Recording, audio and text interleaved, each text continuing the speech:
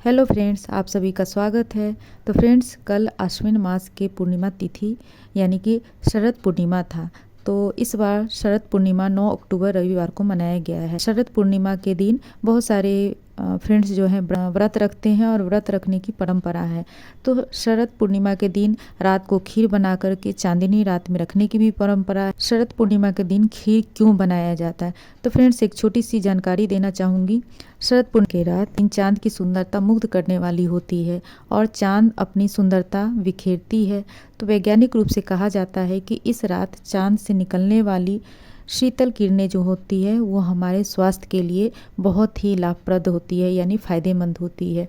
तो फ्रेंड्स, इस दिन चांद जो है वो अमृत बरसाता है, ऐसा कहा जाता है। तो शरद पूर्णिमा के दिन रात में खीर बना करके और उसे चांदनी रात में आसमान के नीचे रखा जाता है। यह धार्मिक मान्यता भी है।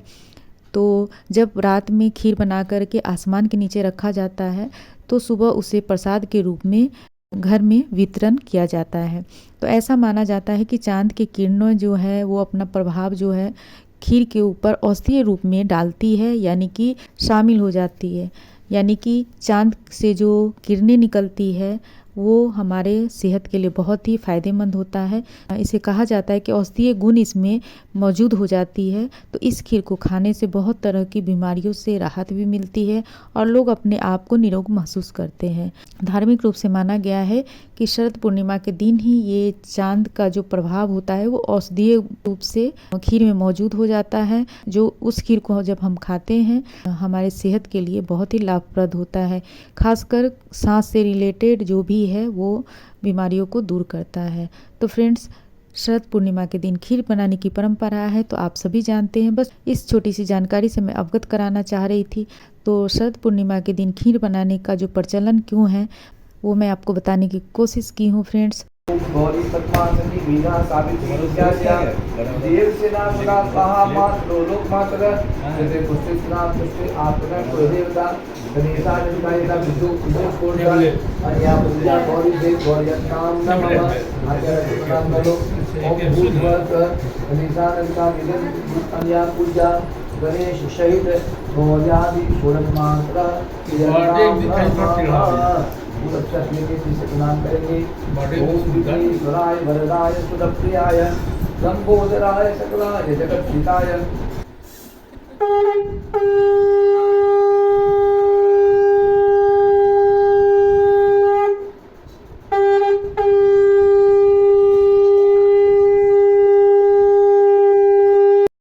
तो फ्रेंड्स, अश्विन मास के पूर्णिमा तिथि के दिन बहुत सारे फ्रेंड्स जो हैं वो सत्यनारायण भगवान के कथा भी करवाते हैं। जैसे मेरी एक फ्रेंड्स जो है वो अपने घर में सत्यनारायण भगवान का कथा करवा रही थी।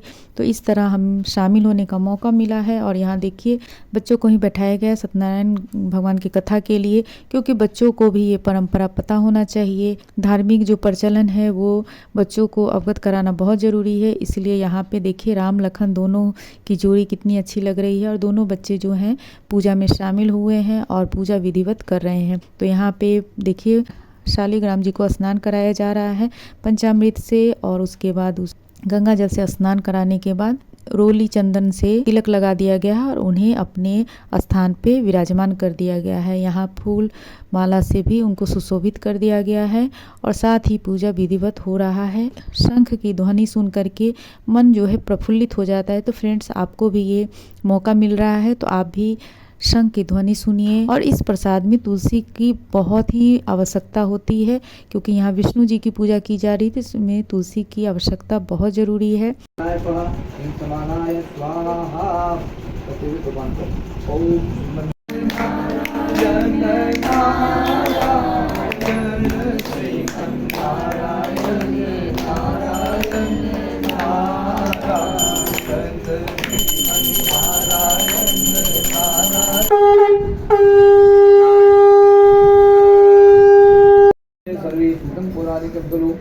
एक समय की बात है जब इस बात की चर्चा कर रहे थे इस धरती धाम पर मनुष्य जाति अनेक प्रकार के कष्टों से ग्रसित है। वह कौन सा व्रत, कौन सी तपस्या अथवा कौन सा ऐसा अनुष्ठान किया जाए जिसके करने से उनके संपूर्ण कष्टों का समेकित रूप से समाधान हो सके। उसी समय नारद जी भी वहाँ पहुँचे और नारद जी को प्रणाम करके ऋषि मुनियों ने उच्च आसन दिया और नारद जी के सम्मुख इस प्रश्न को रखा। स्वयं नारद जी, देवर्षि नारद जी के द्वारा पूछे जाने पर भगवान विष्णु ने जैसा उनसे कहा वही आज मूल रूप से भगवान सत्यनारायण देव की कथा है। बोली सत्यनारायण भगवान की। कहते हैं हवन हो रहा है। ओम गंग गणपति नमः स्वाहा। लक्ष्मण जी जो जोड़ी बाबा ऐसे थोड़ी चले। गणपति नमः स्वाहा। ओम सूर्याय नमः स्वाहा। ओम थोड़ा घी है खाली उसमें टच करना। ओम बुधाय नमः। ओम बृहस्पति नमः। विनाशनम स्वाहा। ओम सर्वाबाधा प्रशमनं त्रैलोक्य चाखिलेश्वरी एव वेदांतय मस्मद्वैर विनाशनम स्वाहा। अभी और अगला अमृतात स्वाहा। ओम त्र्यंबकं यजामहे सुगंधिं पुष्टिवर्धनम् उर्वारुको देवस्य धीमहि धियो यो न प्रचोदयात् स्वाहा। ओम भूर्भुवः स्वः तत्सवितुर्वरेण्यं भर्गो देवस्य धीमहि धियो यो न प्रचोदयात् स्वाहा। ओम भूर्भुवः स्वः तत्सवितुर्वरेण्यं भर्गो देवस्य धीमहि धियो यो न प्रचोदयात् स्वाहा। ओम भूर्भुवः स्वः तत्सवितुर्वरेण्यं भर्गो देवस्य। सुनिए, सत्यनारायण कथा की मूल भावना यही है, कोई चीज कम नहीं है, अगर है तो उसमें संपूर्णता देखिए। ठीक है, चलो आप लोग दोनों ऐसे करके हाथ जोड़ के रखिए।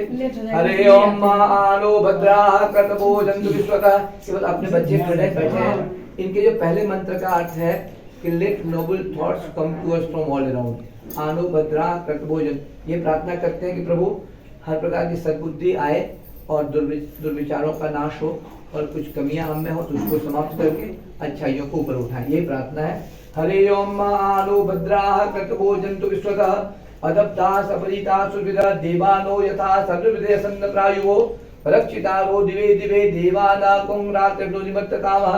हरे ओम आलो भद्रा। ओम चारिशम जपदग्ने, एक ही बात लो, चारों जगह लगा। ओम चारिशम जपदग्ने, ओम कश्यपशतारिशम, ओम यद्देवेशतारिशम, ओम हृदय सुतारिशम। पहले हदर बदल लगेगा, होगा कि नहीं होगा कि ऐसे लगे इसी में। ये हवन का ये सभी लोग अपने प्रसाद अब लीजिए और आगे आगे कर दीजिए।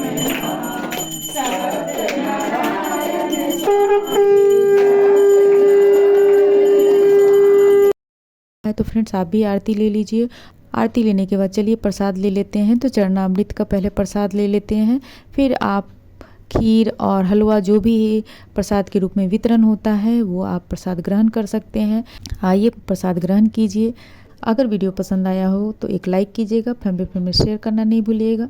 मेरे चैनल पर नए फ्रेंड्स है तो सब्सक्राइब कर दीजिएगा, बेल आइकन बटन दबाना नहीं भूलिएगा ताकि आपको वीडियो का नोटिफिकेशन सबसे पहले मिले।